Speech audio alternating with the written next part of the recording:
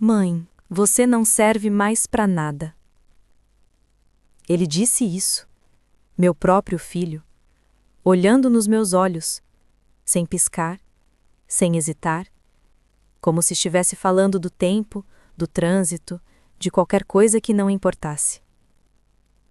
Eu estava sentada na mesa da cozinha, a mesma cozinha onde eu tinha amamentado ele, a mesma mesa onde eu tinha ajudado ele com o dever de escola, a mesma cadeira onde eu tinha esperado ele voltar da faculdade, da balada, do primeiro emprego. E agora, nessa mesma cadeira, eu ouvia meu filho dizer que eu não servia mais. Ricardo, você não pode falar assim com sua mãe. Era a Mônica, minha nora, tentando fingir que se importava. Mas eu via os olhos dela, brilhando, satisfeitos. Ela tinha conseguido o que queria. Não, Mônica, ela precisa ouvir. O Ricardo continuou, levantando a voz. Olha para ela. 70 anos quase, vivendo nessa casa velha, mexendo nessa horta que não dá lucro nenhum, esperando que a gente cuide dela para sempre. 70 anos. Horta que não dá lucro nenhum. Casa velha. Era assim que ele me via. Era isso que eu era para ele. Um peso, um estorvo, algo descartável. Eu nunca pedi para vocês cuidarem de mim, eu disse, com a voz mais calma do que eu esperava. Eu cuido de mim mesma há 69 anos, não preciso de vocês. Ele riu. Uma risada cruel, debochada. Cuidar de você mesma? Mãe, você mal consegue andar. Você passa o dia inteiro nessa horta ridícula, falando sozinha, cantando hino de igreja como uma louca. Isso é se cuidar? Louca. Ele me chamou de louca. Eu olhei para ele, para o menino que eu tinha criado, para o homem que ele tinha se tornado, e não reconheci. Você pode ir embora, Ricardo. A porta está aberta. Eu não vou embora sem resolver isso. Você vai vender essa casa e ir para um asilo. É o melhor para todo mundo. Asilo. A palavra que a Mônica tinha plantado na cabeça dele. A palavra que significava: me joga fora e fica com minha herança. Eu não vou para lugar nenhum. Você não tem escolha. Eu tenho sim. Essa casa é minha e eu morro nela. O silêncio que se seguiu foi pesado, tenso, carregado de uma raiva que eu não sabia que existia. E então, o Ricardo fez algo que eu nunca vou esquecer. Ele pegou o vaso de flores que estava na mesa, o vaso que minha mãe tinha me dado no meu casamento, e jogou no chão. O barulho do vidro quebrando ecoou pela cozinha. Os cacos espalharam pelo chão. As flores, violetas, as preferidas da minha mãe, ficaram pisoteadas. Isso é o que eu penso da sua casa, mãe, e da sua horta, e de tudo que você acha que vale alguma coisa. E saiu, batendo a porta, levando a Mônica atrás. Eu fiquei sentada, olhando para os cacos, para as flores destruídas, para o mundo que estava desmoronando ao meu redor. Mas eu não chorei, não naquele momento, porque eu sabia algo que ele não sabia, algo que ninguém sabia, algo que ia mudar tudo. E quando ele descobrisse, ele nunca ia esquecer. Ei, de onde você está assistindo? Deixa a sua cidade aqui nos comentários. Que horas são aí onde você está? Dia ou noite? Me conta! Novo por aqui? Se inscreve no canal e deixa aquele like. Você acha que a mãe estava certa? Me conta o que você pensa. Mas antes de contar o que eu fiz, deixa eu voltar no tempo, porque essa história não começou com um vaso quebrado, começou muito antes. Começou numa fazenda no interior de Goiás, com uma menina que aprendeu que a terra é o bem mais precioso que existe. Meu nome é Teresa. Tenho 69 anos, mãos calejadas de uma vida inteira trabalhando na terra e um hábito de cantarolar hinos enquanto cuido da minha horta. Manias de velha, alguns dizem. Eu digo que é fé. Fé em Deus, fé na vida, fé de que as coisas sempre podem melhorar. Nasci numa fazenda pequena no interior de Goiás. Não era bem uma fazenda, era um pedaço de terra que meu avô tinha conseguido depois de anos trabalhando como meeiro. Pequeno, mas nosso. Nosso de verdade. Meu pai era lavrador, minha mãe parteira e benzedeira. A gente vivia do que a terra dava, e a terra dava muito quando a gente tratava ela com respeito. Teresa, minha mãe dizia, a terra é como gente. Se você cuida, ela cuida de você. Se você abandona, ela seca. Eu nunca esqueci. Desde pequena eu estava lá, na roça, com as mãos na terra, plantando, colhendo, aprendendo os segredos que só quem trabalha no campo conhece. Qual lua é boa para plantar? Qual época é certa para cada semente? Como saber se a terra está cansada? Como fazê-la reviver? Tudo isso minha mãe me ensinou. Tudo isso eu gravei na alma. Quando tinha 15 anos, eu já cuidava da horta sozinha. Meus irmãos, 5 homens, todos mais velhos, trabalhavam na roça grande, com meu pai. Eu ficava na horta, no pomar, nos canteiros que alimentavam a família. E era feliz, profundamente feliz, porque a terra me dava paz, me dava propósito, me dava a certeza de que, enquanto eu tivesse minhas mãos e um pedaço de chão, eu nunca ia passar fome. Vim para Goiânia quando tinha 18 anos, não por vontade, por necessidade. Meu pai tinha morrido, a fazenda tinha sido vendida para pagar dívidas. Minha mãe ficou morando com um dos meus irmãos, no que sobrou da terra. E eu vim para a cidade, tentar a vida, arrumar trabalho, sobreviver. Os primeiros anos foram duros, muito duros. Eu não sabia fazer nada além de trabalhar na terra, e na cidade ninguém queria isso. Fui empregada doméstica, faxineira, lavadeira, qualquer coisa que pagasse e fosse honesta. Morava num quarto minúsculo nos fundos da casa de uma família rica.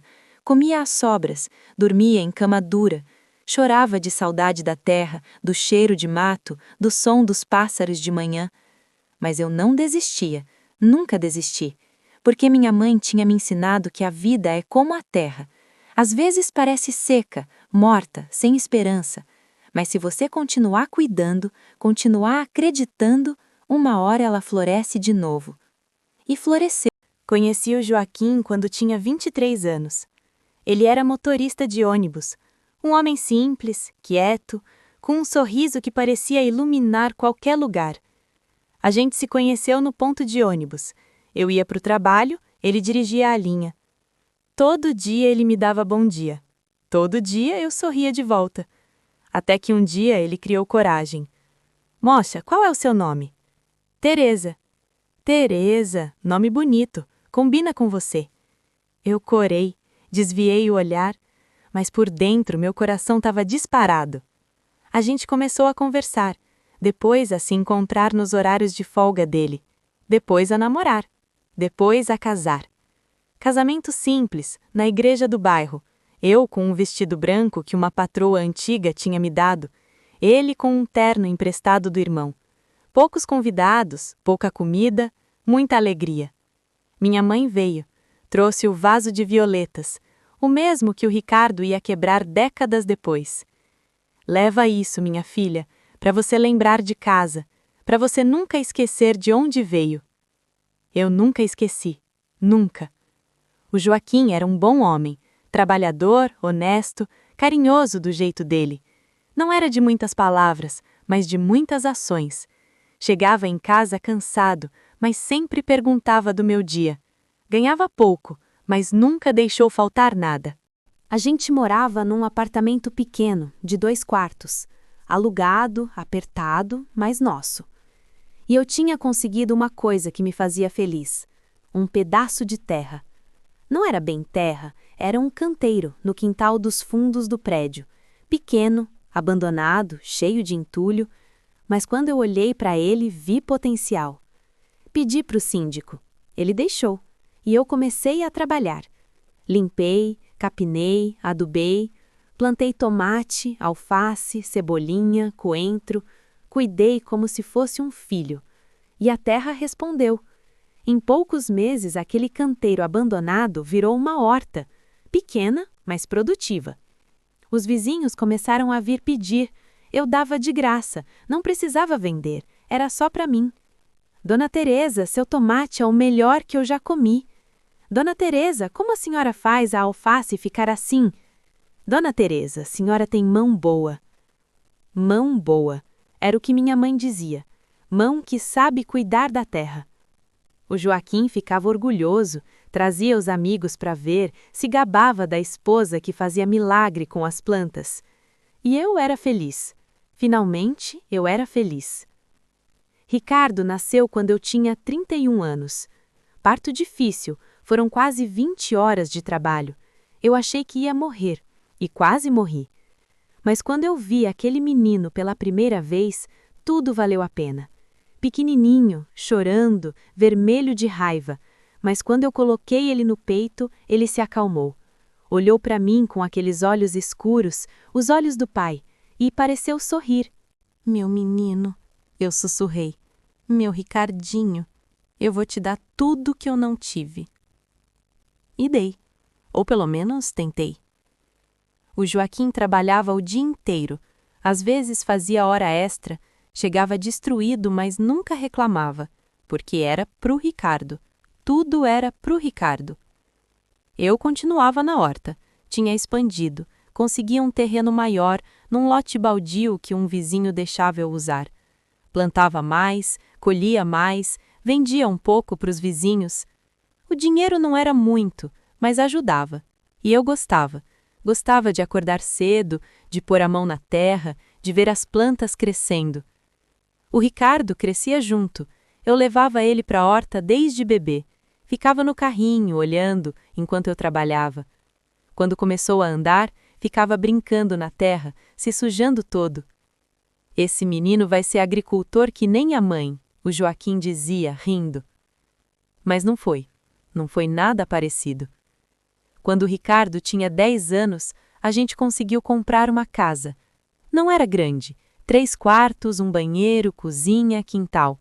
Num bairro simples, afastado do centro. Mas era nossa, nossa de verdade. O Joaquim chorou quando pegou a chave, eu também. Era o sonho de uma vida inteira se realizando. E o melhor, o quintal. Grande, espaçoso, cheio de potencial. Eu olhei para ele e vi minha horta. Minha horta de verdade, não mais emprestada, não mais improvisada. Minha. Passei meses preparando, limpando, adubando, planejando, fiz canteiros organizados, sistema de irrigação simples, tudo do jeito certo.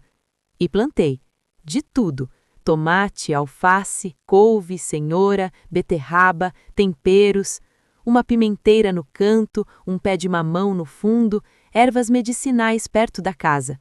A horta virou minha vida, minha terapia, minha razão de acordar toda manhã. E virou também meu negócio, porque o que eu produzia era demais pra gente, sobrava, e os vizinhos queriam comprar. Comecei vendendo na porta de casa, depois numa feirinha do bairro, depois para restaurantes pequenos que queriam produto fresco. O dinheiro foi entrando, não muito no começo, mas constante, suficiente para ajudar nas contas, para comprar coisas para o Ricardo, para guardar um pouco. O Joaquim ficava orgulhoso. Minha esposa é empresária, ele brincava. Dona da melhor horta de Goiânia. Eu ria, modesta, mas por dentro eu sabia que ele tinha razão. Eu estava construindo algo, algo meu, algo que ninguém ia poder tirar. Ou, pelo menos, era o que eu achava. O Ricardo foi crescendo e foi mudando. Quando era criança, ele gostava da horta, brincava na terra, me ajudava a regar, ficava orgulhoso quando eu vendia as coisas que a gente tinha plantado junto. Mas quando virou adolescente, tudo mudou. Ele começou a ter vergonha. Vergonha da casa simples, do bairro afastado, da mãe que vendia verdura na feira. Mãe, você pode não ir na escola amanhã? Por quê, filho? Porque os outros pais são diferentes, usam roupa social, chegam de carro bom. E você? Você chega com cheiro de terra. Cheiro de terra? Como se fosse algo ruim. como se fosse algo vergonhoso. Eu engoli a dor, sorri, disse que ia pensar, mas por dentro eu estava despedaçando, porque aquele menino, o menino que eu tinha criado com tanto amor, estava me olhando como se eu fosse inferior, como se eu não fosse boa o suficiente. Eu achei que era fase, coisa de adolescente, ia passar. Não passou. O Joaquim morreu quando o Ricardo tinha 20 anos. Infarto, no trabalho, dirigindo o ônibus como fazia há 30 anos. Ele parou no ponto, abriu a porta para os passageiros descerem e tombou sobre o volante. Não acordou mais. Eu recebi a notícia por telefone. Estava na horta, como sempre, colhendo tomate, cantarolando um hino, feliz da vida. O telefone tocou, a voz do supervisor me contou e meu mundo acabou. Não lembro de ter gritado, não lembro de ter chorado. Só lembro de cair no chão, no meio dos canteiros, abraçando a terra como se ela pudesse me proteger. O Ricardo me encontrou assim. Veio correndo do trabalho, ele já trabalhava numa empresa de contabilidade e me achou no quintal, coberta de terra, sem conseguir falar. Mãe, mãe, o que aconteceu? Eu contei. Entre soluços, contei. E ele me abraçou.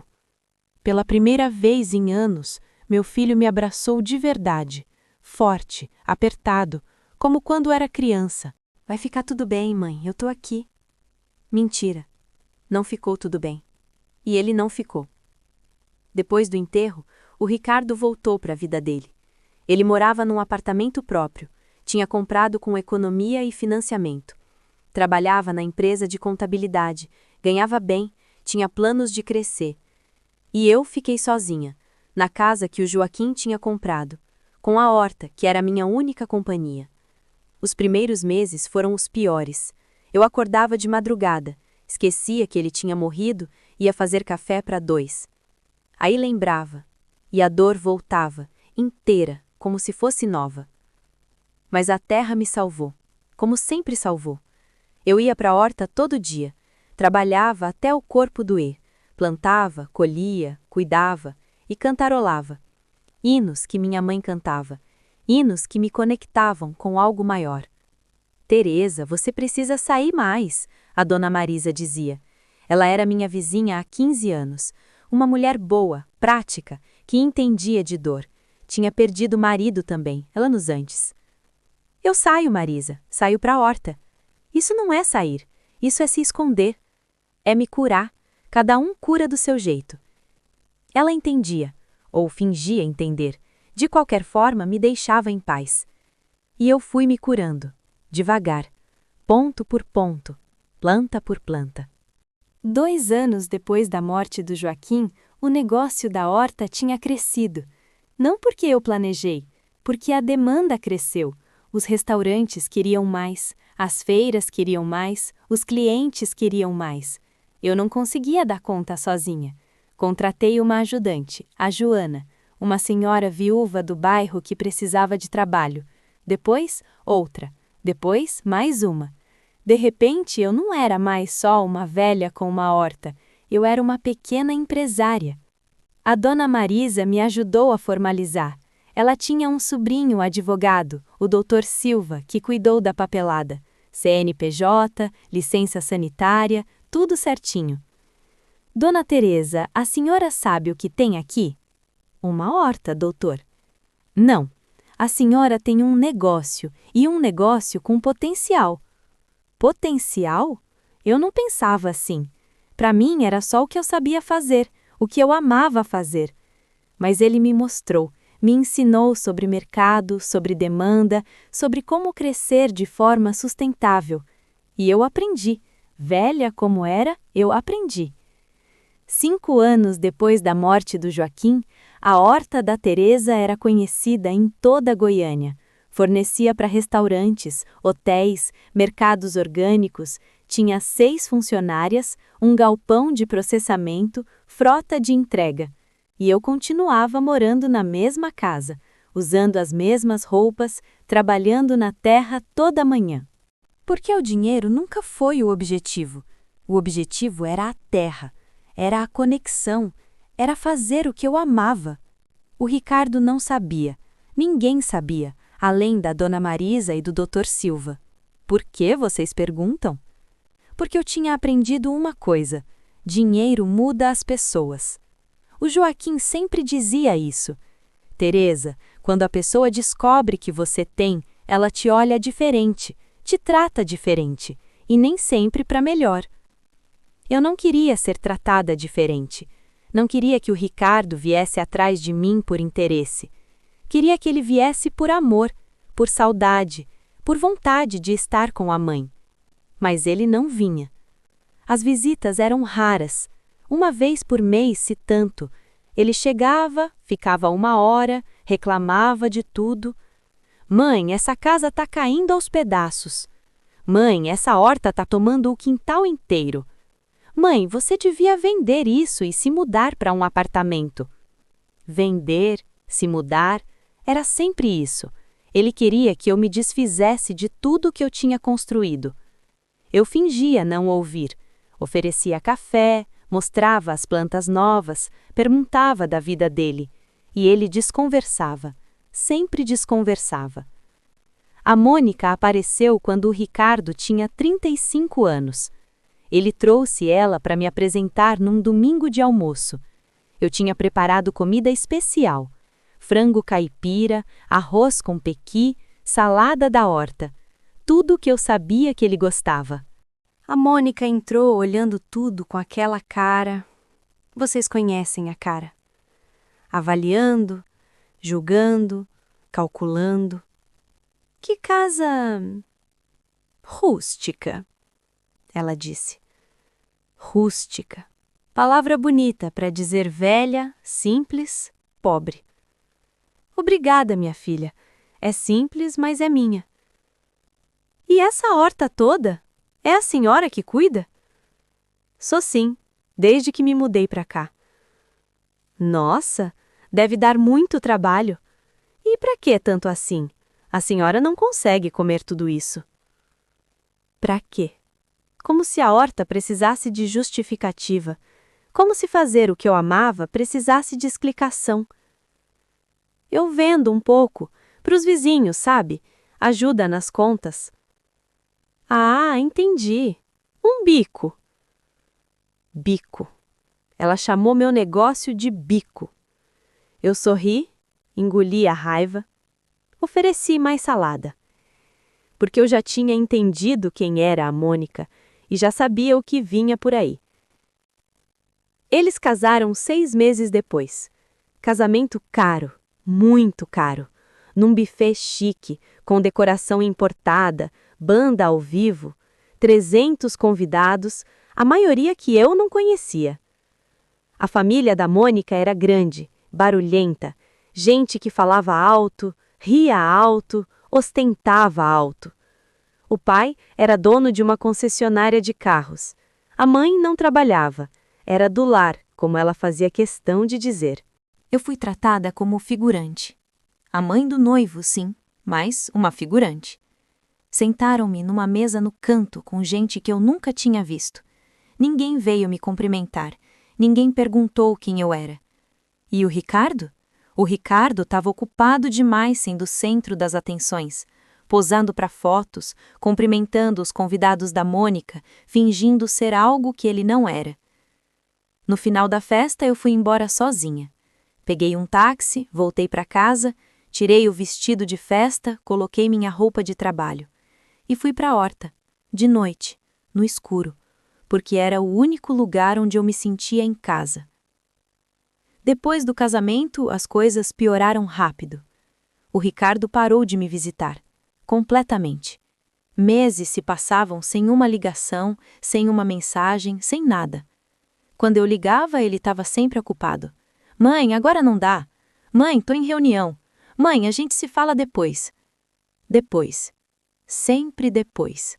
Mas o depois nunca chegava. A Mônica mandava mensagens às vezes. Falsas, cheias de emojis, perguntando como eu estava, mas eu sentia a falsidade em cada palavra. Sogra querida, tudo bem? Saudades. Saudades? De quem? De mim, que ela mal conhecia? De mim, que ela tratava como uma pedra no sapato? Eu respondia com educação, mandava fotos da horta, contava novidades do bairro, tentava manter alguma conexão. Mas a conexão estava morta e eu sabia disso. O que eu não sabia era o que eles estavam planejando. Porque enquanto eu cuidava da minha horta, construía meu negócio, vivia a minha vida, eles estavam tramando. A Mônica tinha descoberto algo. Não sei como, talvez tenha pesquisado, talvez alguém tenha contado, mas ela sabia. Sabia que a horta da Teresa não era um bico, sabia que faturava bem, sabia que a velha que ela desprezava era na verdade uma empresária de sucesso, e decidiu que queria uma fatia. Não uma fatia, ela queria tudo. Há 6 meses eles começaram a aparecer mais. De repente, o Ricardo, que nunca tinha tempo, tinha tempo. A Mônica, que nunca vinha, vinha. Visitas semanais, almoços de domingo, telefonemas diários.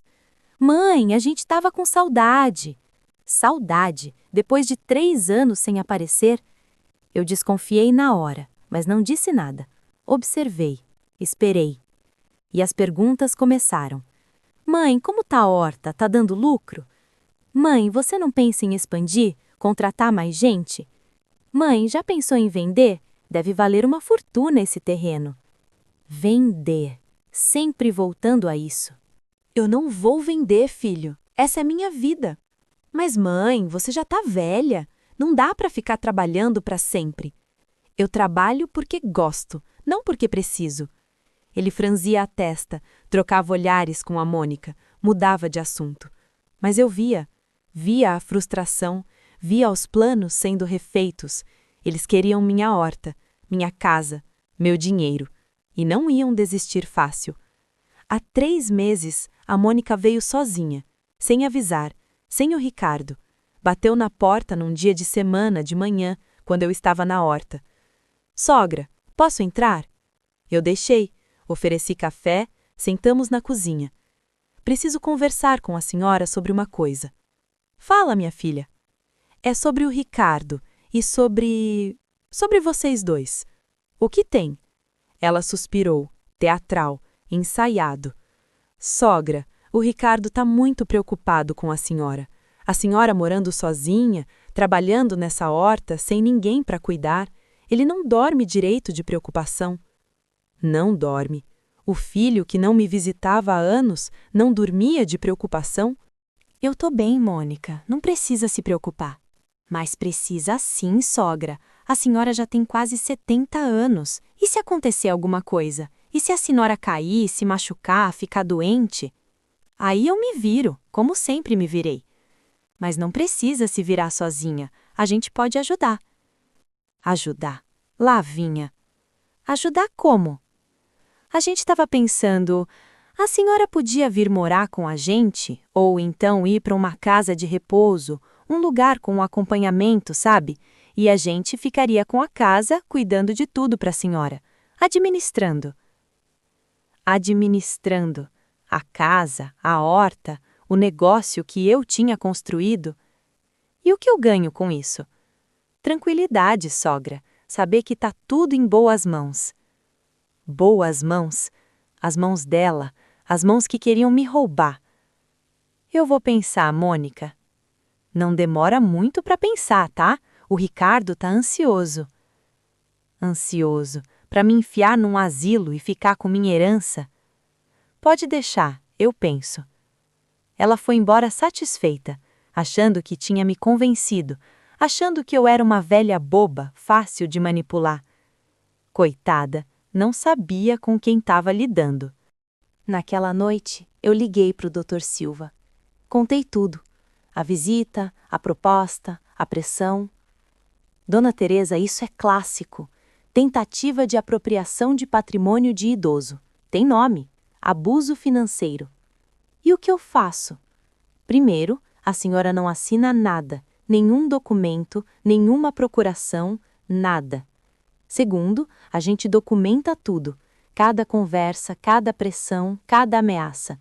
Terceiro, a gente se prepara. Prepara para quê? Para o confronto. Porque ele vai vir.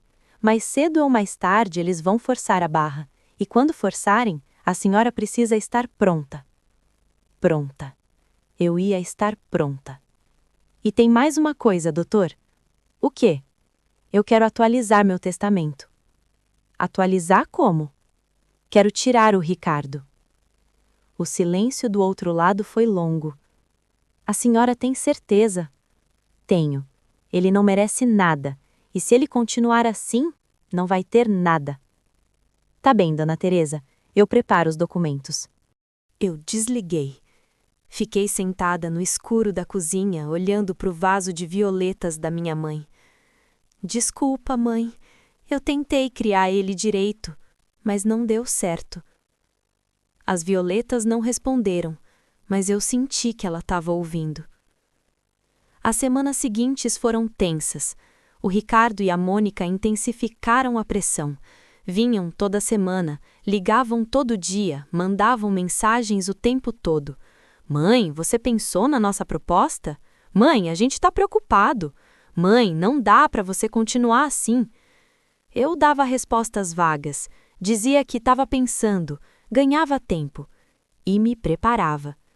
O Dr. Silva tinha montado um dossiê, cada mensagem, cada ligação, cada visita documentada, provas de que eles estavam me pressionando, provas de que queriam meu patrimônio. A dona Marisa me ajudava a gravar as conversas, discretamente, legalmente. Teresa, você tem certeza disso? Tenho, Marisa. Eles querem me roubar e eu não vou deixar. Mas é seu filho. É meu filho que me abandonou, que só apareceu quando quis alguma coisa, que me olha como se fosse um problema a ser resolvido. Ela não discutiu, porque ela sabia que eu tinha razão. E então veio aquele dia.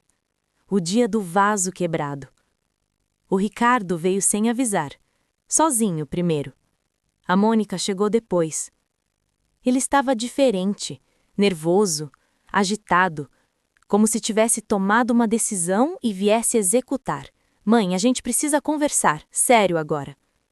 Fala, filho. Você tem que ir pro asilo, essa semana. Eu já achei um lugar bom, já reservei vaga, tá tudo certo.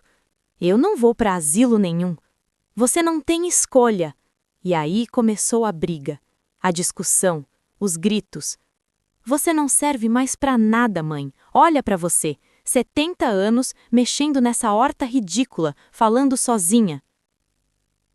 O vaso, os cacos, as violetas pisoteadas, e ele saindo, batendo a porta. Eu fiquei sentada no meio dos cacos por muito tempo, olhando para o estrago, para a destruição, para o que meu filho tinha feito. Mas eu não estava derrotada. Não dessa vez. Porque eu tinha um plano. Um plano que ia mostrar para o Ricardo quem eu realmente era. E quando ele descobrisse, ele nunca ia esquecer. Eu juntei os cacos do vaso devagar, um por um, com as mãos que tinham plantado, colhido, construído, as mesmas mãos que agora tremiam, não de medo, de raiva. As violetas estavam destruídas, pisoteadas, mortas. 50 anos! Aquele vaso tinha sobrevivido 50 anos. A mudança do interior para a cidade, a morte da minha mãe, a morte do Joaquim. Tinha sobrevivido a tudo, mas não sobreviveu ao meu filho.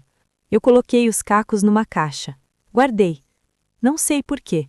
Talvez como prova, talvez como lembrança, ou talvez porque jogar fora seria admitir que ele tinha vencido. E ele não tinha vencido. Não ainda. Não nunca. A dona Marisa apareceu 1 hora depois. Tinha ouvido os gritos da casa dela. Teresa, meu Deus, o que aconteceu? Eu contei. Calma, sem chorar. Contei sobre a discussão, sobre os insultos, sobre o vaso. Ela ouviu em silêncio, o rosto ficando cada vez mais vermelho de raiva. Esse menino passou de todos os limites. Eu sei. Você precisa fazer alguma coisa. Eu vou fazer, Marisa. pode deixar que eu vou. Ela me olhou. Viu algo nos meus olhos que a fez parar. O que você está planejando, Teresa? Eu sorri. Pela primeira vez naquele dia, eu sorri. Justiça. Tô planejando justiça. Naquela noite eu não dormi. Fiquei sentada na varanda olhando para a horta no escuro. As plantas que eu tinha cultivado por décadas, o negócio que eu tinha construído do nada, a vida que eu tinha feito com minhas próprias mãos. E pensei no Ricardo, no menino que ele foi, no homem que ele virou, na distância entre os dois. Onde eu tinha errado? O que eu tinha feito de errado? Tinha dado amor demais ou de menos? Tinha protegido demais ou de menos? Eu não sabia. Talvez nunca fosse saber. Mas uma coisa eu sabia. Eu não ia ser vítima. Não ia deixar ele me roubar. Não ia ir para o asilo como uma velha derrotada. Eu ia lutar com tudo o que eu tinha. No dia seguinte, liguei para o Dr. Silva. Doutor, aconteceu. Ele veio aqui, gritou, quebrou o vaso da minha mãe, disse que eu não servia para nada. A senhora gravou? Gravei, tudo. Ótimo. A senhora tá bem? Tô. Tô com raiva, mas tô bem. Raiva é bom. Raiva nos move. O que a senhora quer fazer? Quero que ele saiba quem eu sou. Quero que ele veja o que ele perdeu. E quero que ele nunca mais possa me machucar. O silêncio do outro lado foi longo. Dona Teresa, o que a senhora está pedindo é uma guerra. Uma guerra contra seu próprio filho. Eu sei, mas ele começou. Eu só vou terminar. Tá bem, então vamos planejar isso direito. O plano levou semanas para ficar pronto. O Dr. Silva era meticuloso. Cada detalhe pensado, cada possibilidade prevista. Ele conhecia a lei, conhecia a gente, conhecia os caminhos. Primeiro, atualizamos o testamento. O Ricardo foi excluído completamente. A herança ia inteira para a caridade, instituições que cuidavam de idosos abandonados. Irônico, né? O dinheiro que ele queria ia ajudar gente que foi jogada fora pela família, igual ele queria fazer comigo. Segundo, formalizamos a Horta da Teresa de um jeito que ele nunca pudesse contestar. Eu era a única dona, única sócia, única responsável. Nenhum familiar tinha direito a nada enquanto eu estivesse viva. Terceiro, preparamos a revelação. Porque não bastava proteger meu patrimônio. Eu queria que ele soubesse, queria ver a cara dele quando descobrisse que a velha inútil era, na verdade, uma empresária de sucesso. Queria que ele entendesse o tamanho do erro que tinha cometido. Vingança? Talvez. Mas também era justiça. Justiça por anos de desprezo, por anos de abandono, por anos de olhares que me faziam sentir que eu não valia nada. Dona Teresa, a senhora tem certeza disso? O Dr. Silva perguntou no final de uma das nossas reuniões. Essa revelação vai destruir a relação de vocês, para sempre. Doutor, a relação já está destruída, há anos. Eu só estou oficializando. Ele assentiu, entendendo ou tentando entender. E como a senhora quer fazer isso, a revelação? Eu pensei. Por um longo momento pensei. Quero que seja público, quero que todo mundo veja, quero que ele não possa negar, fingir, inventar desculpa. Público como? E aí eu tive a ideia. A Horta da Teresa ia completar 10 anos em 2 meses. 10 anos desde que eu tinha formalizado o negócio. 10 anos de crescimento, de sucesso, de uma história que ninguém conhecia. Eu decidi fazer uma festa, uma comemoração grande, convidando clientes, fornecedores, funcionários, jornalistas, todo mundo que tinha participado da construção daquele sonho. E no meio de todo mundo ia estar o Ricardo, convidado especialmente, sem saber do que se tratava, achando que era só uma festa da comunidade, uma reunião de vizinhos, algo sem importância. E quando ele chegasse, quando estivesse no meio de 100 pessoas, eu ia subir no palco, e a contar minha história, e a mostrar para o mundo e para ele quem eu realmente era. A velha que não servia para nada, a empresária de sucesso, a mãe que ele desprezou. Enquanto eu planejava, a pressão continuava. O Ricardo ligava todo dia, às vezes calmo, às vezes agressivo, sempre com o mesmo objetivo: me fazer ir para o asilo, assinar a procuração, entregar tudo para ele. Mãe, você está sendo teimosa, está colocando a gente todos em risco. Risco de quê, filho? Risco de você se machucar, de acontecer alguma coisa, de a gente ter que largar tudo para cuidar de você. Largar tudo? Como se ele tivesse largado alguma coisa por mim nos últimos anos, como se ele tivesse feito qualquer sacrifício. Eu tô bem, Ricardo, não precisa se preocupar. Mas eu me preocupo, você é minha mãe. Mãe! De repente eu era mãe, quando convinha, quando ele queria alguma coisa. Se você se preocupa tanto, por que passou 3 anos sem me visitar? Silêncio. Longo. Constrangido. Eu estava ocupado, mãe, trabalhando, construindo minha vida. E eu estava aqui, sozinha, construindo a minha, sem sua ajuda, sem sua presença, sem nada. Mãe, não começa. Não tô começando, filho, tô terminando. Eu não vou pro asilo, eu não vou assinar nada, e se você ligar de novo para me pressionar, eu vou bloquear seu número. E desliguei. As mãos tremendo, o coração acelerado, mas a cabeça clara. Eu estava no controle. Finalmente eu estava no controle. A Mônica veio pessoalmente 1 semana depois, sem avisar, como sempre. Bateu na porta com aquele sorriso falso, aquela voz melosa. Sogra, como a senhora tá? Posso entrar? Eu deixei. Não porque quisesse, porque precisava. Precisava documentar cada tentativa, cada pressão, cada prova. A câmera que o Dr. Silva tinha instalado estava funcionando, discreta, invisível, gravando tudo. Quer café, Mônica? Quero sim, sogra, a senhora faz o melhor café. Mentira. Ela nunca tinha gostado do meu café. Sempre reclamava que era forte demais, simples demais, de pobre demais. Eu servi. Sentei de frente para ela. O que você quer, Mônica? A máscara caiu um pouco, surpresa com minha franqueza. Como assim, sogra? Eu vim fazer uma visita. Você nunca vem só fazer visita. Sempre quer alguma coisa. Fala logo. Ela me olhou, avaliando, decidindo que abordagem usar. E então escolheu a sinceridade, ou o que ela achava que era sinceridade. Tá bem, sogra, eu vou ser direta. O Ricardo tá muito estressado. Essa situação toda tá acabando com ele. Ele não dorme, não come, não consegue trabalhar. Que situação? A senhora, sogra.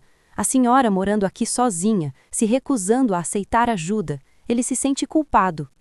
Culpado. A palavra mais hipócrita que eu já tinha ouvido. Se ele se sente culpado, é porque tem motivo. Como assim? Mônica, ele passou anos me ignorando. Anos. Só apareceu quando vocês descobriram que eu tenho algo que vale dinheiro. O rosto dela mudou, quase imperceptivelmente, mas eu vi. Sogra, eu não sei do que a senhora está falando. Sabe sim.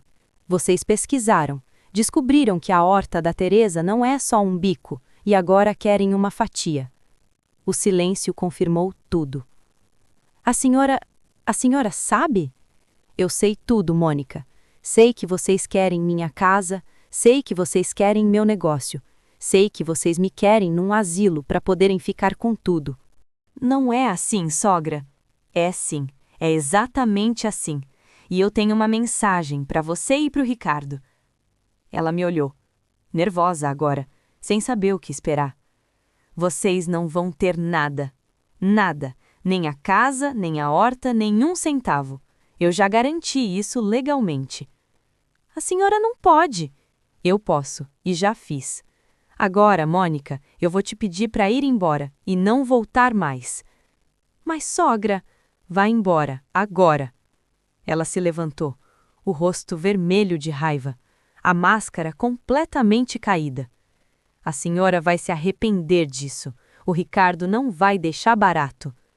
Pode dizer para ele vir, eu estou esperando. Ela saiu batendo a porta, igual o Ricardo tinha feito semanas antes. E eu fiquei, calma, vitoriosa. A gravação estava perfeita. O Ricardo apareceu no dia seguinte, furioso, mais furioso do que eu já tinha visto. O que você disse para Mônica? Eu estava na horta, de joelhos plantando mudas novas. Não me levantei. Disse a verdade. Que verdade? Que você deserdou seu próprio filho? Eu não te deserdei. Eu só redistribuí. Redistribuiu? Para quem? Para caridade? Então ele sabia. A Mônica tinha contado, ou eles tinham investigado. Tanto faz. Para quem precisa mais do que você. Ele avançou. Por um segundo achei que ele ia me bater, mas parou, olhando para mim com um ódio que me gelou por dentro. Você não pode fazer isso. Eu sou seu único filho. Eu tenho direitos. Você tem direitos legais, sim. Mas eu também tenho direito de deixar meu patrimônio para quem eu quiser. E eu não quero deixar para você. Por quê? Porque você não merece. A palavra ficou pairando no ar, pesada, definitiva. Não mereço? Eu não mereço? Depois de tudo que eu... Tudo que você o quê, Ricardo? Tudo que você ignorou? Tudo que você desprezou? Tudo que você exigiu sem nunca dar nada em troca? Eu trabalhei, eu construí minha vida. E eu construí a minha, sozinha, sem sua ajuda, sem sua presença, sem nada. Ele abriu a boca, fechou, sem palavras. Você sabe quantas vezes eu quis te ligar, Ricardo? Quantas vezes eu quis te contar sobre o negócio, sobre o sucesso, sobre as coisas boas que estavam acontecendo? Então por que não ligou? Porque você nunca atendia, porque você estava sempre ocupado, porque eu era sempre a última prioridade. Ele recuou, encostou na parede, o peso das minhas palavras finalmente entrando. Mãe, Você tinha vergonha de mim, Ricardo, desde adolescente. Vergonha da casa, da horta, do cheiro de terra. Vergonha de me apresentar para os seus amigos. Vergonha de dizer que sua mãe era agricultora. Eu não. Você tinha. Eu via. Eu sentia. Cada vez que você desviava o olhar, cada vez que você me escondia, cada vez que você fingia que eu não existia. As lágrimas vieram, nos olhos dele e nos meus, mas as minhas eram de raiva. As dele eu não sabia do quê. Eu te criei sozinha depois que seu pai morreu.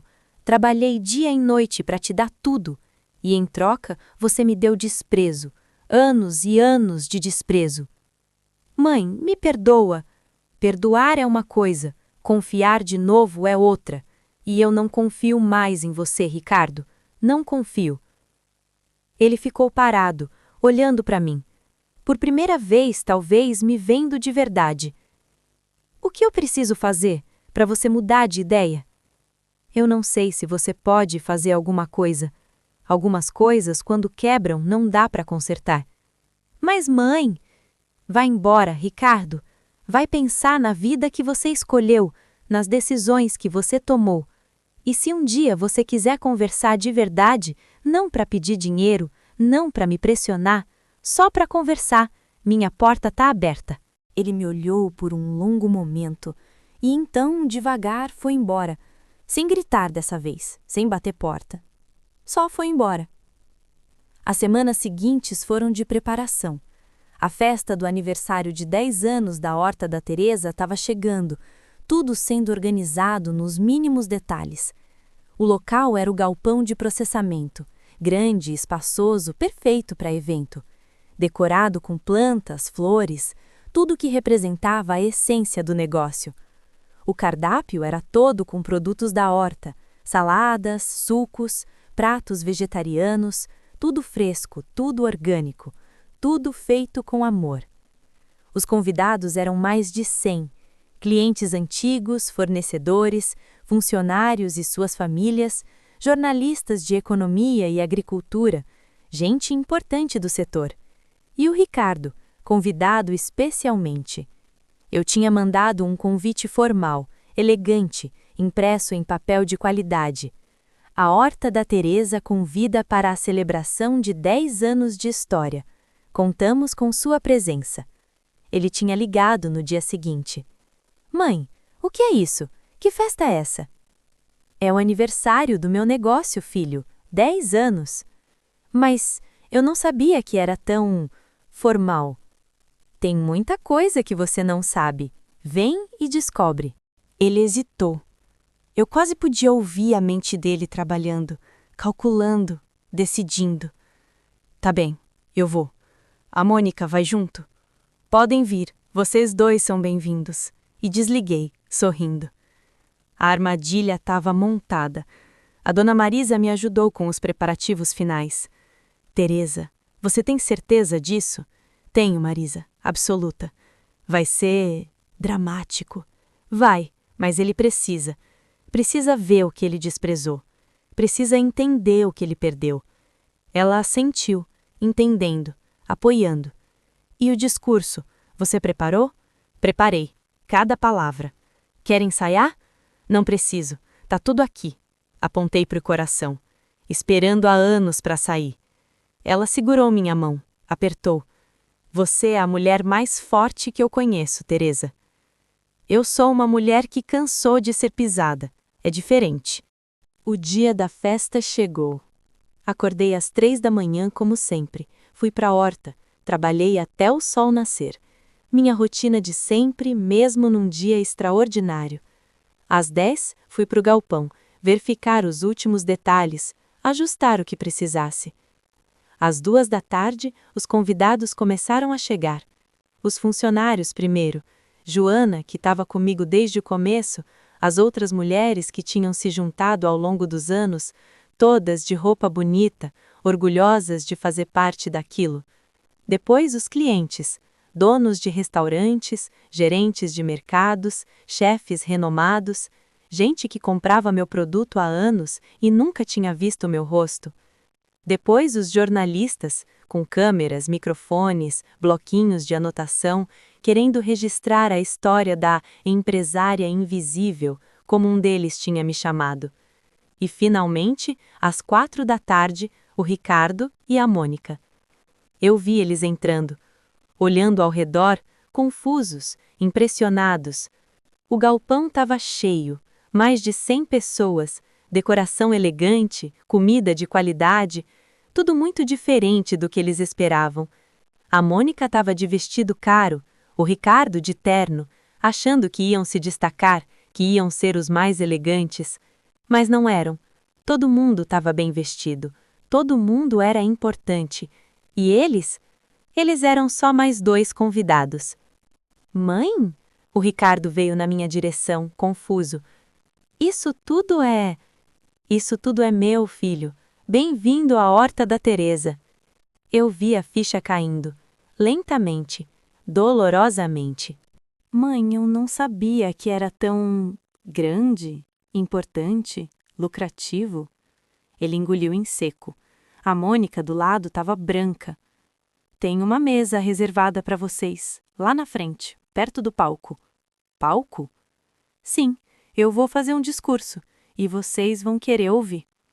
Eu os deixei ali, parados, perdidos, e fui me preparar. Às 5 da tarde, subi no palco. O salão estava cheio, mais de 100 pares de olhos me observando. A velha de mãos calejadas, de cabelo grisalho, de roupa simples. Mas não era uma velha qualquer.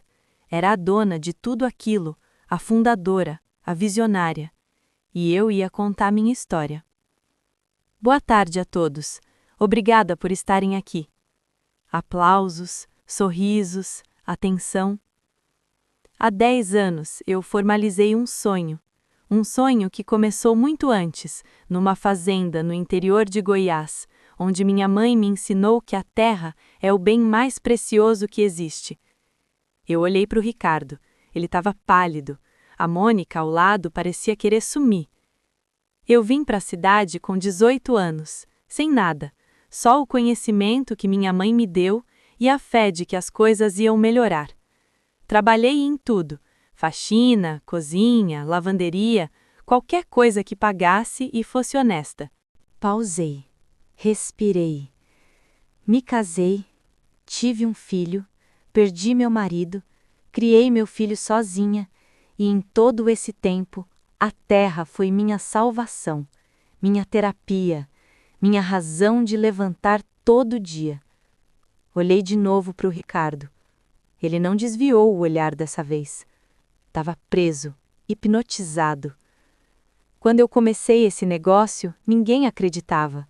Uma velha de quase 60 anos querendo competir com empresas grandes? Loucura. Mas eu não liguei para o que os outros diziam. Eu sabia o que sabia. E sabia fazer bem. Aplausos, mais fortes agora. Em 10 anos, a Horta da Teresa virou referência em produtos orgânicos. Fornecemos para mais de 50 estabelecimentos. Empregamos 20 pessoas. Faturamos mais de 1 milhão por ano. O número causou impacto. Murmúrios, olhares surpresos. E na mesa da frente, o Ricardo parecia ter levado um soco. 1 milhão. A velha que não servia para nada. 1 milhão por ano. Mas eu não contei essa história para ninguém. Por muito tempo eu escondi. Eu olhei diretamente para o Ricardo agora, sem desviar, sem piedade. Escondi porque aprendi que dinheiro muda as pessoas. Que quando elas sabem o que você tem, te tratam diferente. Não pelo que você é, pelo que você pode dar. Ele baixou os olhos, finalmente. Eu quis ser amada pelo que eu era, não pelo meu patrimônio. Quis que as pessoas ao meu redor me valorizassem por mim, pela mãe que eu era, pela mulher que eu era, pela pessoa que eu era. Pausei, a emoção subindo. E algumas pessoas passaram no teste. Minhas funcionárias, que me respeitam todo dia. Meus clientes, que confiam na minha palavra. Meus vizinhos, que me ajudam sem esperar nada em troca. Olhei para o Ricardo de novo. E outras pessoas falharam. O silêncio era absoluto, 100 pessoas prendendo a respiração. Algumas pessoas me olharam e viram uma velha inútil, uma peso, alguém que não servia para nada, alguém que devia ser jogada num asilo para não atrapalhar. Eu vi as lágrimas nos olhos dele. Finalmente, depois de tudo, lágrimas. Essas pessoas me subestimaram. Acharam que eu era fraca, boba, fácil de manipular. Acharam que podiam me tratar como lixo e eu ia aceitar. Pausei, respirei fundo. Mas eu não sou fraca. Nunca fui. Eu sou filha de agricultores, neta de meeiros, bisneta de escravos. Meu sangue carrega gerações de luta, de resistência, de força. Os aplausos começaram, devagar, depois mais fortes. E por isso eu tô aqui hoje, de pé, dona do meu destino, dona da minha história, dona de tudo que eu construí com essas mãos. Levantei as mãos, calejadas, sujas de terra, marcadas pelo tempo. Essas mãos que alguns desprezaram, essas mãos que plantaram, colheram, construíram. Essas mãos que valem mais do que qualquer diploma, qualquer terno, qualquer conta bancária. Os aplausos eram ensurdecedores agora. Pessoas de pé, lágrimas, emoção. E na mesa da frente, o Ricardo chorava, abertamente, sem se esconder. Eu desci do palco. As pessoas vinham me abraçar, me parabenizar, me agradecer. Jornalistas queriam entrevista, clientes queriam foto, funcionárias choravam de emoção. Mas eu só olhava para uma direção. A mesa onde o Ricardo estava sentado, sozinho agora. A Mônica tinha sumido. Provavelmente foi embora, humilhada demais para ficar. Eu fui até ele, devagar, dando tempo para ele processar. Mãe! A voz dele estava quebrada, rouca, destruída. Vem, vamos conversar lá fora. Ele se levantou, me seguiu, como uma criança, como um menino que um dia ele foi. Fomos para o quintal do galpão, onde eu tinha uma horta pequena, experimental, onde eu testava novas variedades antes de plantar em grande escala. Sentamos num banco de madeira, lado a lado, olhando para os canteiros. Mãe, Deixa eu falar primeiro, Ricardo. Ele calou, esperando. Eu não fiz isso para te humilhar. Não foi vingança, não foi maldade.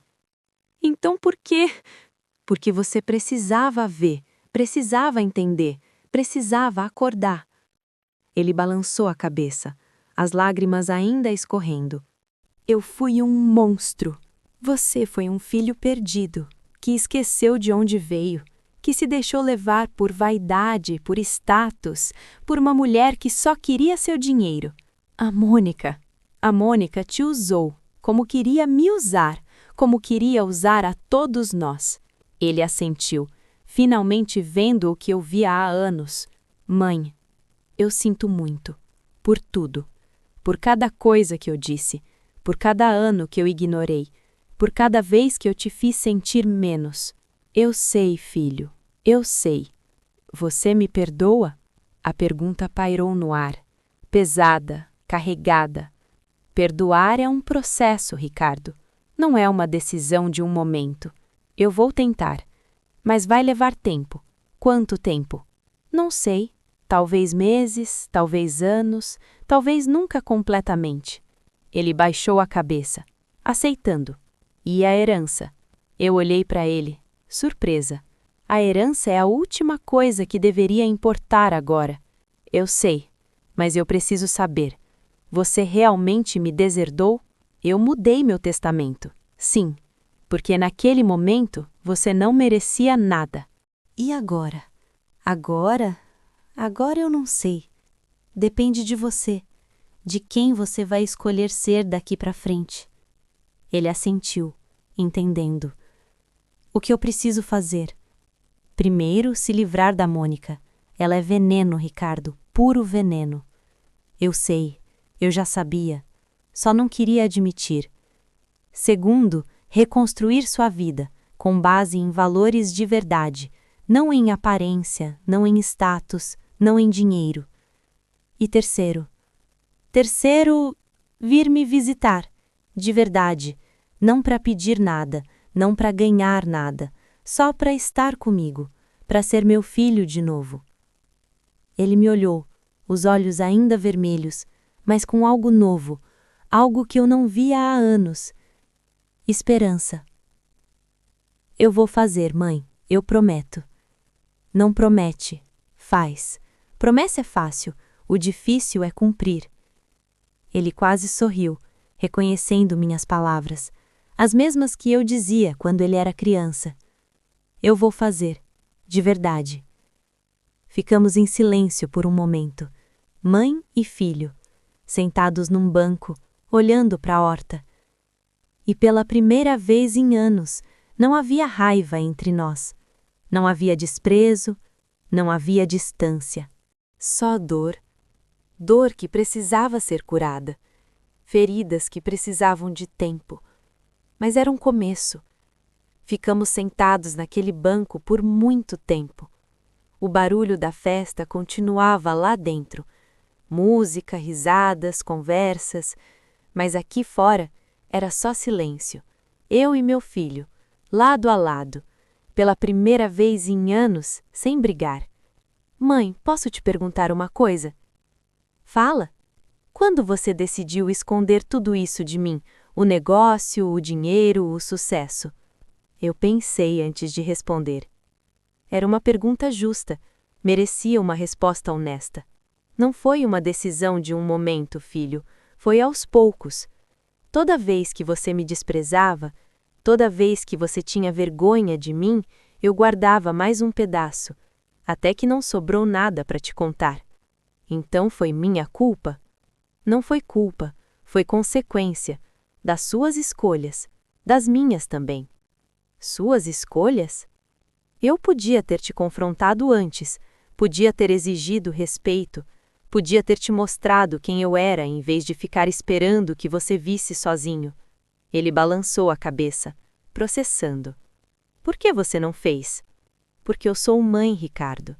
E mãe tem essa coisa idiota de achar que o filho vai melhorar, que é só uma fase, que um dia ele vai acordar e perceber o quanto errou. E eu não acordei.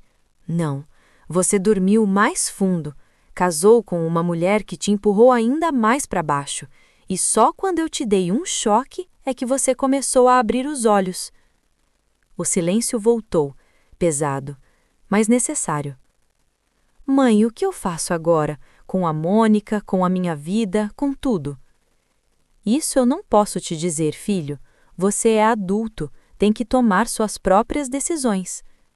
Mas e se eu tomar as decisões erradas de novo? Aí você aprende com elas, como todo mundo aprende. Ele suspirou, olhando para o céu que já escurecia. Eu tenho medo. Medo de quê? De não conseguir mudar, de ser assim para sempre, de te perder de vez. Eu olhei para ele, para o meu menino, para o homem perdido que ele tinha se tornado. Você já me perdeu uma vez, Ricardo, quando escolheu a Mônica em vez de mim, quando me chamou de inútil, quando quebrou o vaso da sua avó. Ele estremeceu, a lembrança doendo. Mas você ainda pode me recuperar, se quiser de verdade, se estiver disposto a fazer o trabalho. Que trabalho? O trabalho de mudar, de crescer, de virar o homem que eu sei que você pode ser. Ele me olhou, os olhos ainda vermelhos, mas com algo diferente agora. Determinação, talvez. Ou pelo menos a vontade de ter determinação. Eu vou tentar, mãe. Eu juro que vou tentar. Não jura, faz. Ele quase sorriu, reconhecendo de novo as palavras que eu sempre dizia. Eu vou fazer. A festa terminou às 10 da noite. Os convidados foram embora cheios de elogios, de histórias, de admiração. Os jornalistas tinham material suficiente para várias matérias. Os clientes estavam mais fiéis do que nunca. E eu estava exausta. Não só fisicamente, emocionalmente. O confronto com o Ricardo, o discurso, as revelações, tudo tinha cobrado seu preço. A dona Marisa me ajudou a fechar o galpão. Como você tá, Teresa? Cansada, mas aliviada. E o Ricardo? Foi embora, disse que precisava pensar, que ia me ligar amanhã. Você acredita nele? Eu hesitei antes de responder. Eu quero acreditar, mas já me decepcionei demais para confiar cegamente. E a Mônica? Sumiu no meio do discurso, provavelmente foi embora humilhada. Ela vai fazer escândalo. Deixa ela fazer, eu tenho provas de tudo. Se ela tentar qualquer coisa, vai se dar mal. A dona Marisa assentiu, satisfeita. Você fez a coisa certa, Teresa. Pode não parecer agora, mas fez. Eu sei. Só espero que o preço não seja alto demais. O preço veio nos dias seguintes. A Mônica não ficou quieta. Como eu tinha previsto, ela fez escândalo. Postou nas redes sociais que eu era uma velha manipuladora, que eu tinha humilhado o marido dela em público, que eu estava tentando destruir o casamento deles. As pessoas que me conheciam riram, as que não conheciam ficaram curiosas, e a história foi crescendo, crescendo, até virar notícia de verdade. Empresária de 69 anos expõe filho ingrato em festa de aniversário. A vingança da mãe desprezada, história viraliza nas redes. Horta da Teresa, a velha que mostrou que não servir para nada pode ser muito lucrativo. Os jornalistas ligavam sem parar. Queriam entrevistas, fotos, declarações. Eu recusei a maioria. Não queria circo, não queria exposição. Mas uma entrevista eu dei, para uma repórter que tinha me procurado antes da festa, que tinha contado minha história com respeito. Dona Teresa, a senhora se arrepende do que fez? Não me arrependo de ter mostrado a verdade. Me arrependo de ter demorado tanto. E o seu filho? A senhora ainda tem esperança de reconciliação? Esperança eu sempre tenho, mas esperança não é certeza. Vou esperar para ver. E a nora? A Mônica fez escolhas, agora está vivendo as consequências. Eu não desejo mal para ela, só quero distância. A entrevista foi ao ar numa terça-feira de manhã. E mudou tudo. O Ricardo me ligou naquela mesma tarde. Mãe, eu vi a entrevista. E o que você achou? Achei que você foi justa, mais justa do que eu merecia. Eu só disse a verdade, filho. Eu sei, e a verdade dói. Silêncio. Longo, carregado. Mãe, eu saí de casa. Eu quase deixei o telefone cair. Saiu como? Saí. Fiz as malas, peguei minhas coisas, fui embora. Tô num hotel agora. E a Mônica? A Mônica não é mais minha esposa. Eu pedi o divórcio. Meu Deus! Ele tinha feito. Realmente tinha feito. Ricardo, você tem certeza? Não foi uma decisão impulsiva? Foi a decisão mais pensada da minha vida, mãe. Eu passei a semana inteira refletindo sobre tudo que você disse, sobre tudo que eu vi, sobre a pessoa que eu me tornei. E o que você concluiu? Que preciso mudar, de verdade, começando por me livrar de tudo que me faz mal. E a Mônica te faz mal? A Mônica me faz péssimo. Ela me transformou em alguém que eu não reconheço, alguém que grita com a própria mãe, que quebra vasos, que quer enfiar velhos em asilos para ficar com herança. A voz dele falhou, emoção subindo. Eu não quero ser essa pessoa, mãe. Eu não quero. Então não seja, filho. A escolha é sua. Eu sei. E eu tô escolhendo diferente agora. As semanas seguintes foram de transformação. O Ricardo saiu do hotel e alugou um apartamento pequeno, simples, nada parecido com a ostentação que ele tinha com a Mônica. Começou a fazer terapia, 2 vezes por semana, para entender de onde vinha a vergonha, o desprezo, a necessidade de parecer mais do que era. E começou a me visitar. No começo era estranho, a gente não sabia como se comportar, o que falar, como agir. Décadas de distância não desaparecem de uma hora para outra. Mas aos poucos, devagar, as coisas foram melhorando. Ele vinha no domingo de manhã, tomava café comigo, ajudava na horta, ficava para o almoço. Conversa simples, sobre coisas simples, nada de dinheiro, nada de herança, nada de passado. Mãe, como sabe que essa planta está precisando de água? Pelas folhas, filho. Quando elas murcham assim, é sede. E essa aqui, por que está amarelando? Falta de nutriente, precisa de adubo. Ele aprendendo, eu ensinando, como deveria ter sido desde sempre. A Mônica não aceitou o divórcio fácil. Contratou advogado caro, exigiu metade de tudo, acusou o Ricardo de abandono emocional. Queria pensão, indenização, sangue. Mas ela não contava com uma coisa. Eu. O Dr. Silva entrou no caso como consultor, trouxe as gravações, as provas, a documentação de tudo que ela tinha feito, as pressões, as manipulações, as tentativas de me internar num asilo. Doutora, o Dr. Silva disse para a advogada dela, sua cliente está sendo investigada por tentativa de apropriação de patrimônio de idoso.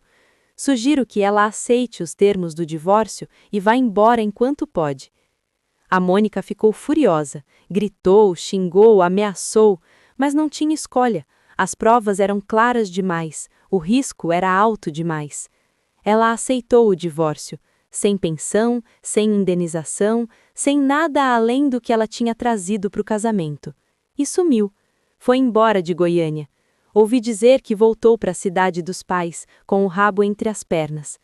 Não senti pena, nem satisfação, só alívio. Alívio de que ela tinha saído das nossas vidas.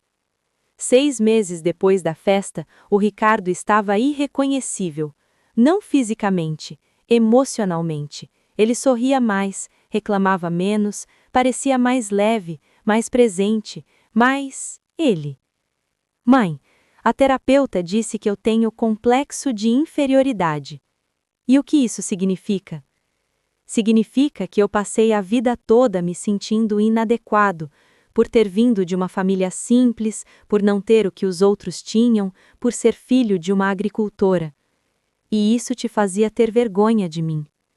Isso me fazia ter vergonha de mim mesmo. Você era só o espelho onde eu via tudo o que eu queria esconder. Eu pensei nisso. Por um longo momento, pensei. Seu pai nunca teve vergonha, Ricardo. Ele era motorista de ônibus, nunca fingiu ser outra coisa, nunca quis ser outra coisa. Eu sei, e ele era feliz. Era, mais feliz do que você foi todos esses anos. Ele assentiu, triste, mas aceitando. Eu quero ser como ele, mãe. Quero ser alguém que aceita quem é, que não precisa de status, de aparência, de validação dos outros. Você pode ser, mas vai levar tempo. Quanto tempo? O resto da vida, filho. Mudar é um processo, não um destino. Ele sorriu. Pela primeira vez em meses, um sorriso de verdade.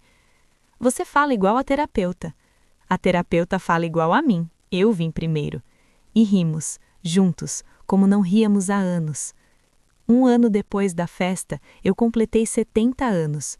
O Ricardo quis fazer uma comemoração, pequena, íntima, só família e amigos próximos. Mãe, você merece, depois de tudo que passou. Eu não preciso de festa, filho. Precisa sim, todo mundo precisa celebrar de vez em quando. Eu deixei, porque ele estava diferente, porque ele estava fazendo por amor, não por obrigação. Porque pela primeira vez em décadas, eu sentia que meu filho realmente se importava. A festa foi no quintal da minha casa, o mesmo quintal onde eu tinha minha horta. Mesa simples, comida caseira, música baixa. Vieram a Dona Marisa, o Dr. Silva, as funcionárias da horta, alguns vizinhos antigos. Gente que me conhecia de verdade, gente que me amava por quem eu era. E o Ricardo? Chegou cedo, ajudou a arrumar, ficou do meu lado o tempo todo. Mãe, posso te dar meu presente? Claro, filho. Ele tirou uma caixa do bolso, pequena, delicada. Eu abri e meu coração parou. Era um vaso, pequeno, de cerâmica, pintado à mão, com violetas plantadas dentro. Eu não consegui consertar o vaso da vovó, ele disse, a voz tremendo, mas eu consegui fazer um novo começo. As lágrimas vieram, fortes, incontroláveis. Ricardo! Eu sei que não apaga o que eu fiz, sei que não desfaz os anos de dor, mas eu queria que você soubesse. Eu entendi. Finalmente entendi. Eu peguei o vaso, segurei contra o peito, as violetas perfumando o ar. É lindo, filho. É o presente mais lindo que eu já recebi. Mais do que o da vovó? Igual, porque os dois vieram do coração. Ele me abraçou, forte, apertado, como não me abraçava desde que era criança. E eu abracei de volta, finalmente, depois de tudo. 2 anos depois da festa, a horta da Teresa expandiu. Compramos um terreno maior, na zona rural, construímos estufas modernas, sistema de irrigação automatizado, tudo do bom e do melhor. O faturamento triplicou, os funcionários dobraram, o reconhecimento cresceu. E eu continuava acordando às 3 da manhã, indo para a horta, trabalhando com as mãos na terra. Mãe, você não precisa mais fazer isso, o Ricardo dizia. Tem gente para fazer. Eu sei que não preciso. Eu faço porque quero. Mas você já tem 71 anos. E vou ter 72, 73, 80. Enquanto eu tiver forças, eu vou estar na terra. É onde eu sou feliz. Ele entendia. Finalmente ele entendia. O Ricardo tinha começado a trabalhar comigo. Não na horta propriamente. Ele não tinha talento para isso. Mas na parte administrativa. Contas, fornecedores, logística. Mãe, eu estudei contabilidade a vida inteira. Pelo menos posso usar para algo bom. Eu deixei. Não porque precisava, porque ele precisava. Precisava se sentir útil. Precisava fazer parte de algo maior que ele mesmo. E estava fazendo bem. Muito bem. A empresa estava mais organizada, mais eficiente, mais profissional. Você tem talento, filho. Eu aprendi com você. Você aprendeu com os erros, que é a melhor escola que existe. 3 anos depois da festa, eu recebi uma visita inesperada. Era uma mulher, jovem, uns 30 anos, cabelo castanho, olhos claros, sorriso tímido. Dona Teresa? Sou eu. Quem é você? Meu nome é Juliana. Eu sou namorada do Ricardo. Namorada? Eu não sabia. Ele não tinha contado? Entra, minha filha, vamos conversar. Ela entrou nervosa, olhando ao redor com curiosidade, não com julgamento. Que casa bonita! E essa horta, meu Deus, é enorme! Obrigada, é minha vida. O Ricardo fala muito da senhora, muito mesmo. Fala bem ou fala mal? Ela riu, relaxando um pouco. Fala bem, só bem. Ele admira muito a senhora. Eu servi café. Sentamos na varanda, conversando. A Juliana era professora, primário. Trabalhava numa escola pública, ganhava pouco, amava o que fazia. Eu conheci o Ricardo num evento de caridade, ela contou. Ele estava como voluntário, servindo comida para pessoas em situação de rua. Voluntário? O Ricardo? Servindo comida? Meu Deus, ele realmente tinha mudado. A gente começou a conversar, depois a sair. Depois virou isso. E quanto tempo vocês estão juntos? 8 meses. Mas eu só vim conhecer a senhora agora porque ele tinha medo. Medo de quê? De a senhora não gostar de mim, de achar que eu sou igual a outra. A outra? A Mônica. Minha filha, você não tem nada a ver com a Mônica. Eu vi isso nos primeiros 5 minutos. A senhora acha? Tenho certeza. Ela olhava para essa casa e via o que podia tirar. Você olha e vê o que pode admirar. É completamente diferente. Ela sorriu, aliviada. O Ricardo disse que a senhora era sábia. Ele tinha razão. Eu não sou sábia, só velha. A sabedoria vem junto. O Ricardo apareceu 1 hora depois, nervoso, ansioso, como adolescente apresentando a primeira namorada. Mãe, eu vejo que vocês já se conheceram. Já sim, a Juliana é uma graça. Ele relaxou, visivelmente. Eu queria ter apresentado antes, mas você tinha medo, eu sei, ela me contou. E o que você achou? Eu olhei para ele, para o meu filho, para o homem que ele finalmente tinha se tornado. Acho que você fez uma boa escolha, finalmente. O sorriso dele iluminou a varanda. Obrigado, mãe, por tudo. Obrigado você, filho, por ter mudado. A Juliana olhava para a gente com os olhos marejados. Vocês são lindos juntos, ela disse. Dá para ver quanto amor tem aqui. Tem muito amor, eu respondi, e muita história, nem toda bonita, mas toda verdadeira. 5 anos depois da festa, eu estava sentada na varanda da minha casa. O sol se punha no horizonte, laranja, vermelho, dourado. O cheiro de terra molhada no ar tinha chovido de tarde. A horta estava linda, mais linda do que nunca. Canteiros organizados, plantas saudáveis, cores vibrantes. E eu estava em paz. Finalmente, completamente em paz. O Ricardo e a Juliana casaram no ano anterior. Casamento simples, no quintal dessa mesma casa. Eu que tinha feito a comida. Toda com produtos da horta, claro. A Juliana estava grávida agora, 6 meses. Uma menina. Mãe, a gente queria te pedir uma coisa. Fala, filho. A gente queria dar o nome de vovó para ela. Maria. Maria Teresa. Maria era o nome da minha mãe. Teresa, o meu. Eu chorei, claro que chorei. Como não chorar? Seria uma honra, filho, a maior honra da minha vida. E assim a menina nasceu. Maria Teresa, minha bisneta em espírito, minha neta de verdade. Quando eu a segurei pela primeira vez, pequenininha, chorando, vermelha de raiva, eu senti algo que achei que nunca mais ia sentir. Esperança. Esperança de verdade, de que o futuro podia ser bom. A dona Marisa morreu no inverno daquele ano, dormindo, em paz, com um sorriso no rosto. Eu estava do lado dela, segurando a mão dela, cantarolando um hino que ela gostava. Vá em paz, amiga, você mereceu. Ela foi embora como viveu, simples, discreta, deixando saudade. Plantei um pé de manjericão no túmulo dela. Toda semana eu vou lá. Rego, cuido, converso. Tá vendo, Marisa? Deu tudo certo. O Ricardo mudou, a horta cresceu, eu tenho uma bisneta agora. O vento sopra, as folhas farfalham e eu juro que ouço ela respondendo. Eu sempre soube, Teresa, você que demorou para acreditar. Eu rio, sozinha, no cemitério, igual fazia com ela em vida.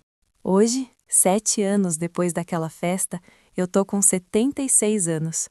Mãos mais calejadas, cabelo mais branco, corpo mais lento, mas espírito intacto. Ainda acordo às 3 da manhã, ainda vou para a horta, ainda cantarolo hinos enquanto trabalho. A horta da Teresa virou referência nacional. Produtos em todo o Brasil, prêmios de sustentabilidade, de empreendedorismo, de impacto social. E eu continuo morando na mesma casa, usando as mesmas roupas, sendo a mesma Teresa de sempre. O Ricardo é meu sócio agora, oficialmente. Cuida da parte que eu não sei cuidar e eu cuido da parte que ele não sabe. Mãe, você precisa descansar mais. Eu descanso quando morrer, enquanto isso trabalho. Mas você já tem 76 anos e você já tem 45 e ainda me dá trabalho. A gente não para, filho, a gente continua. Ele ri, porque sabe que eu tenho razão. A pequena Maria Teresa já tem 2 anos. Corre pela horta, se suja de terra, brinca com as plantas. Vovó, posso ajudar? Pode sim, minha flor. Vem cá que eu te ensino. E eu ensino, como minha mãe me ensinou. Como eu nunca consegui ensinar para o Ricardo, mas agora ensino para a neta dele. O ciclo continua, a tradição passa adiante, a terra permanece. Ontem à noite o Ricardo veio jantar comigo, só nós dois.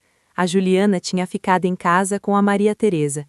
Sentamos na varanda, olhando para o céu estrelado, tomando café. Mãe, posso te perguntar uma coisa? Fala. Você me perdoou, de verdade? Eu pensei antes de responder, porque era uma pergunta séria, merecia uma resposta séria. Sim, filho, eu te perdoei. Quando? Não sei exatamente, foi aos poucos. Cada vez que você vinha me visitar, cada vez que você mostrava que tinha mudado, um pedacinho do perdão ia chegando. E agora, não sobrou mágoa nenhuma? Mágoa não é como luz, não apaga de vez. Às vezes, em dias difíceis, eu ainda lembro do vaso quebrado, das palavras cruéis, dos anos de desprezo. Ele baixou a cabeça, ainda doía ouvir. Mas, eu continuei, lembrar não é guardar rancor. Eu lembro para não esquecer o que me fortaleceu, para não esquecer quem eu sou, para não deixar ninguém mais me tratar assim. Nem eu? Principalmente você, porque você é quem mais pode me machucar e quem mais pode me fazer feliz. Ele pegou minha mão, apertou. Eu te amo, mãe. Eu sei que demorei uma vida para dizer isso de verdade, mas eu te amo. Eu também te amo, filho. Sempre amei, mesmo quando doía. Ficamos em silêncio, mãe e filho, de mãos dadas, olhando para o céu. E eu pensei, é isso que eu esperei a vida inteira. Não o dinheiro, não o sucesso, não o reconhecimento. Isso, meu filho do meu lado, me amando de verdade, me vendo por quem eu sou. Valeu a pena. Cada lágrima, cada dor, cada batalha. Valeu a pena. Amanhã eu vou acordar às 3 da manhã.